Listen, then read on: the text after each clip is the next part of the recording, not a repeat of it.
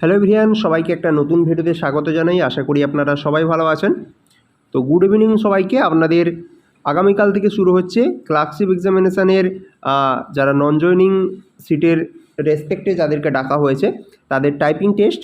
তো সেই ওয়াইজ আপনাদের আজকে ওই টাইপিং টেস্টের যে ইনস্ট্রাকশানগুলো রয়েছে সেটা কিন্তু পাবলিশড হয়ে গেল।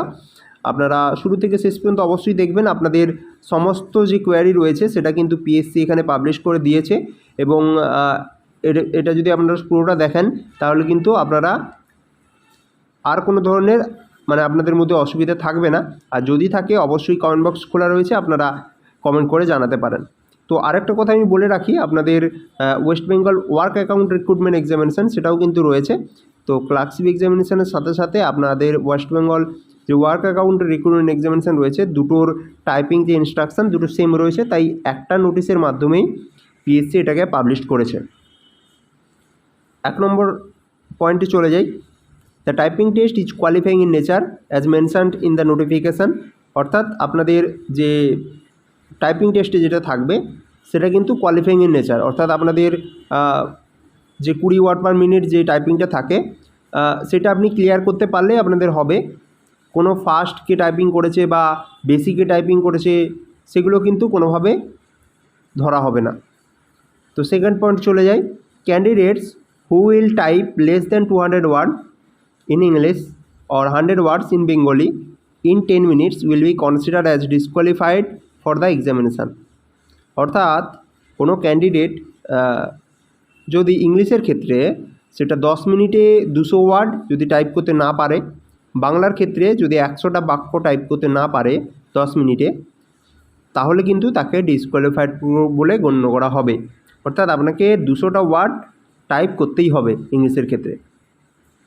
Candidates will be given 5 minutes for trial test for checking of the keyboard and key operation.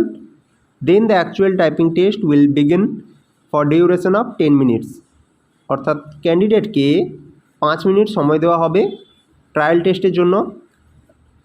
সেখানে আপনারা যে একটা ছোট প্যারাগ্রাফ থাকবে সেটা আপনি টাইপিং করে দেখতে পারেন। সেখানে আপনার যে কিবোর্ডের যে কি অপারেশনগুলো সেগুলো আপনারা চেক করে নেবেন, প্রত্যেকটা কি ভালোভাবে কাজ করছে কি না। আর অবশ্যই যে ইনভিজিলেটর থাকবে রুমে তাদেরকে অবশ্যই আপনারা বলবেন যদি কোনো অসুবিধা থাকে, তারা কিন্তু কিবোর্ডটা চেঞ্জ করে দেবেন। আরেকটা কথা আমি এর মাঝে বলে রাখি যে আপনাদের কিন্তু যখন প্রথম টাইপিং টেস্ট হয়েছিল সেখানে কিন্তু কোনো যে স্পেশাল যে সিট সেটা কিন্তু দেওয়া হয়নি। যে কোনো সিটে গিয়ে কিন্তু বসে টাইপিং টেস্টটা দিতে পেরেছিল যখন প্রথম যখন টাইপিং টেস্টটা হয় ক্লার্কশিপের। এটা কিন্তু রুল ছিল, কোনো কিন্তু সিট নাম্বার অ্যালোকেট করা কিন্তু ছিল না। আবার কিছু কিছু জায়গায় কিন্তু আপনারা আবার দেখেছেন যে সিট দেওয়া ছিল, তবে সেটা আপনারা পরীক্ষার যে হল আছে সেখানে গেলে আপনারা বুঝতে পারবেন নতুন কি রুল করেছে।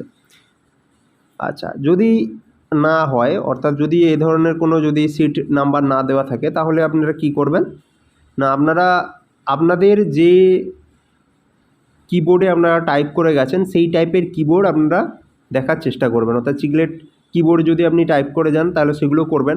আর যদি আপনারা নর্মাল যে সমস্ত কিবোর্ডগুলো থাকে সেগুলো দিয়ে আপনারা কিন্তু টাইপ করতে পারবেন। অর্থাৎ আপনার পছন্দ মতো কিন্তু আপনি কিবোর্ড যেখানে থাকবে সেটা কিন্তু আপনারা চুজ করতে পারবেন। ঠিক আছে, তো চলে যাই পরেরটায়। 4 নম্বর যেটা বলা হয়েছে, candidates will be given A type matter in hard copy as manuscript for typing. এটা কিন্তু খুবই ইম্পর্ট্যান্ট। আপনাদের কিন্তু আর সফট কপিতে হচ্ছে না, আপনাদের হার্ড কপিতে টাইপিং হবে। অর্থাৎ আপনাদের কাছে একটা প্যারাগ্রাফ থাকবে কাগজের, সেই কাগজের টাইপ যে ম্যাটার সেটা কিন্তু আপনাকে দেখে দেখে টাইপিং করতে হবে। অর্থাৎ কোনো ধরনের কিন্তু সফট কপি আপনাদের থাকছে না, আপনাদের কাগজ দেখে টাইপিং করতে হচ্ছে।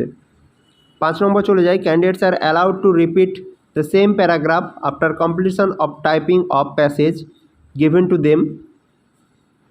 Use of copy paste method is strictly prohibited and subject to disqualification. অর্থাৎ কোনো ক্যান্ডিডেট যদি ওই প্যারাগ্রাফটাকে কমপ্লিট করে দেয় 10 মিনিটের আগে, তাহলে কিন্তু সে ওই যে প্যারাগ্রাফ সেটাকে আবার রিপিট করতে পারে টাইপিং। কিন্তু ওই ক্যান্ডিডেট কোনো ধরনের কপি পেস্ট মেথড ব্যবহার করতে পারবে না, অর্থাৎ সে ওই যে প্যারাগ্রাফটা টাইপ করেছে ওটা কপি করে পরে কিন্তু আর পেস্ট করতে পারবে না, তাহলে কিন্তু তাকে ডিসকোয়ালিফাইড করে দেওয়া হবে। 6 চলে যাই। Candidates are not allowed to use special keys or special characters or symbols except which is given in the matter of typing. কোনো ক্যান্ডিডেটকেই কিন্তু কোনো স্পেশাল কি বা স্পেশাল ক্যারেক্টার বা সিম্বল যেগুলো আপনাদের টাইপিং যে প্যারাগ্রাফ দেওয়া থাকবে হার্ড কপি সেখানে থাকবে না, সেগুলো কিন্তু আপনারা কোনোভাবে ইউজ করতে পারবেন না, অর্থাৎ সেখানে কিন্তু আপনারা ইউ আর নট অ্যালাউড, আপনি কিন্তু কোনোভাবেই সেখানে আপনাকে অ্যালাউ করা হবে না টু ইউজ এই স্পেশাল কিজ বা স্পেশাল ক্যারেক্টার সেগুলো। ঠিক আছে, এবার আমি মিস্টেকে চলে যাই। 7 নম্বর যেটা দিয়েছে এখানে আপনাদের মিস্টেকের কথা বলা হচ্ছে, টোটাল 5টা মিস্টেকের কথা বলা হচ্ছে, এর মধ্যে কোনটা মেজর মিস্টেক কোনটা মাইনর মিস্টেক সেটা আপনাদের বলছি। প্রথমে চলে যাই, omission of words or insertion of foreign words will be considered as major mistake. তা অমিশন অফ ওয়ার্ড মানে আপনাদের প্যারাগ্রাফ থেকে কোনো ওয়ার্ডকে আপনি অমিট করে দিলেন, সেটা কিন্তু আপনাকে মেজর মিস্টেক হিসেবে ধরা হবে। আচ্ছা, ইনসারশন অর্থাৎ আপনি যদি কোনো ফরেন ওয়ার্ড বাইরের কোনো ওয়ার্ডকে যদি ইনসার্ট করে দেন, অর্থাৎ কোথাও যদি কোনো ওয়ার্ড না থাকে আপনার প্যারাগ্রাফে, আপনি সেটাকে আপনি যখন টাইপ করছেন সেটা ঢুকিয়ে দিচ্ছেন, তখন কিন্তু সেটাকে মেজর মিস্টেক হিসেবে ধরা হবে। এবং পরে আমি আসছি যে মেজর আর মাইনর মিস্টেকের ক্ষেত্রে আপনাদের কত করে মার্ক কাটছে। আচ্ছা, বিতে চলে যাই, omission of punctuation marks and incorrect punctuation marks will be considered as minor mistake.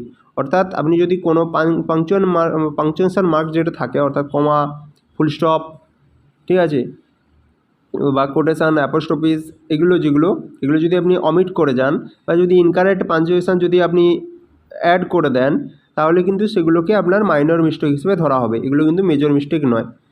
Spelling mistake will be consider as major mistake. যদি আপনি কোনো বাক্য ভুলভাল করে লেখেন তাহলে কিন্তু সেটাকে আপনার মেজর মিস্টেক হিসেবে ধরা হবে।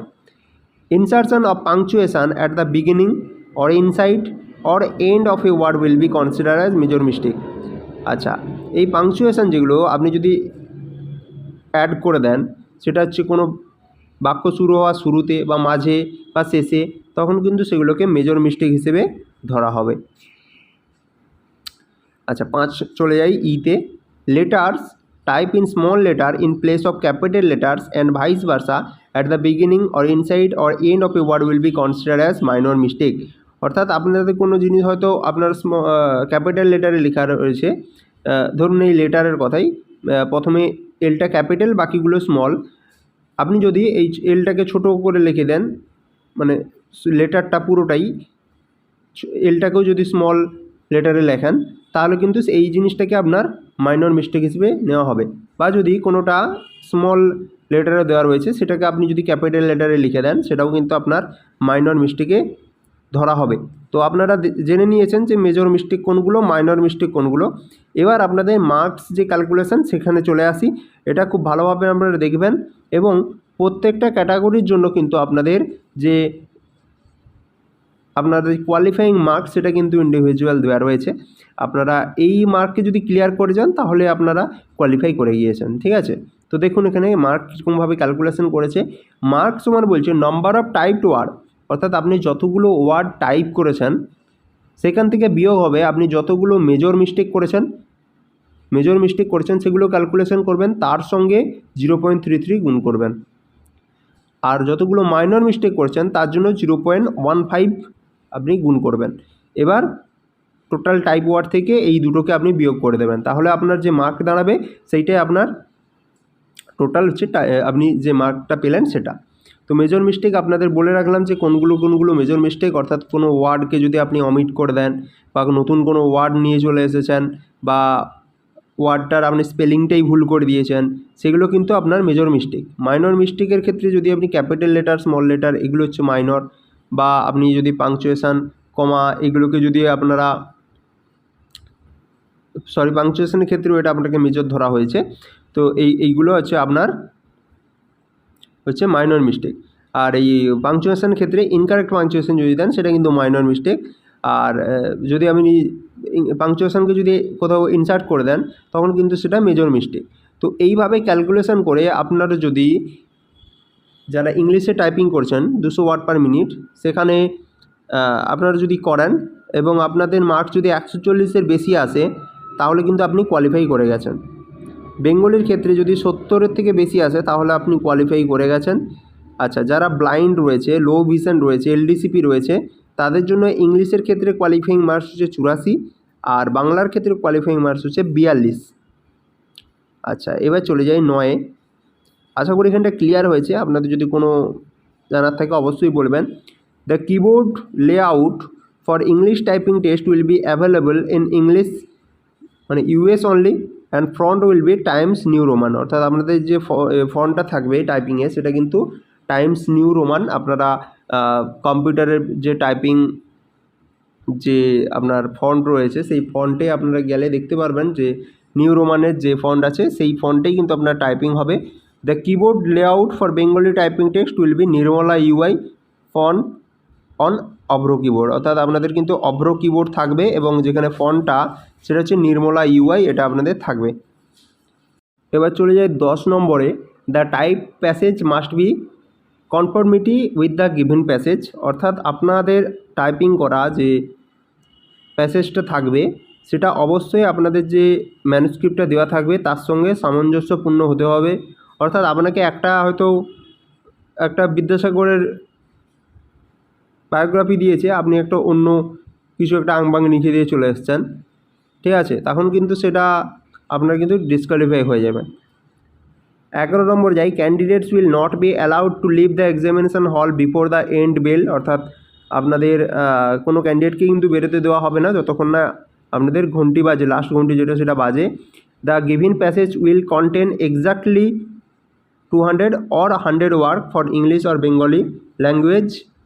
অর্থাৎ আপনাদের যে প্যাসেজটা যেটা থাকবে সেটা কিন্তু অবশ্যই আপনাদের এক্স্যাক্ট একদম 200টা ইংলিশের ক্ষেত্রে আর 100টা যেটা বাংলার ক্ষেত্রে এতগুলো ওয়ার্ড আপনার থাকবে, ঠিক আছে। আর যারা ব্লাইন্ড এলভিএলডিসিপি তাদের ক্ষেত্রে ইংলিশে 120টা, বাংলাতে 60টা। আচ্ছা, অ্যাজ পার নোটিফিকেশান, এটা কিন্তু আপনাদের 17/3/2022-এর পিএসসির একটা নোটিফিকেশান বেরিয়েছিল, সেই নোটিফিকেশানে এটা বলা ছিল।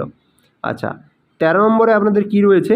Candidates belonging to blind or low vision or LDCP who will type less than 120 word for English or 60 word for Bengali in 10 minutes will be considered as disqualified for this examination। এটাও কিন্তু PSC notification 15/3/2022-এর ক্ষেত্রে বলা রয়েছে।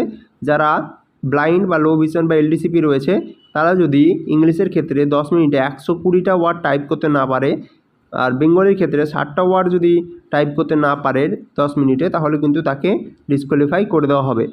তো এটাই হচ্ছে আপনাদের total যে ইনফরমেশান।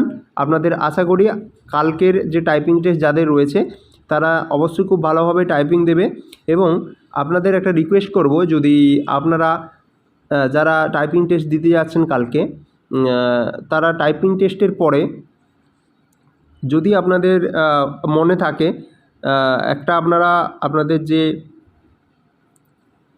টাইপিং টেস্টের যে টোটাল প্যারাগ্রাফটা থাকবে সেইটার একটা জিস্ট আপনারা ভিডিও করে আমাকে আমার মেল আইডি আমি আপনাকে প্রোভাইড করব, অবশ্যই সেখানে পাঠাতে পারেন। এবং যাতে আপনাদের নেক্সট যে ক্যান্ডিডেটরা যারা যাবে তাদের ক্ষেত্রে যেন এটা অনেকটা হেল্প হয়। অবশ্যই আপনারা যারা এটা শেয়ার করতে চাইবেন আপনারা অবশ্যই কমেন্ট বক্সে কমেন্ট করে জানাবেন। আমি আপনাদেরকে কিন্তু প্রোভাইড করব কীভাবে আপনি আমার সঙ্গে কন্ট্যাক্ট করে নেবেন। আর দেখা হবে নতুন একটা ভিডিওতে। আর ভালো লাগলে অবশ্যই লাইক করবেন, চ্যানেলটিকে সাবস্ক্রাইব করবেন। Thank you.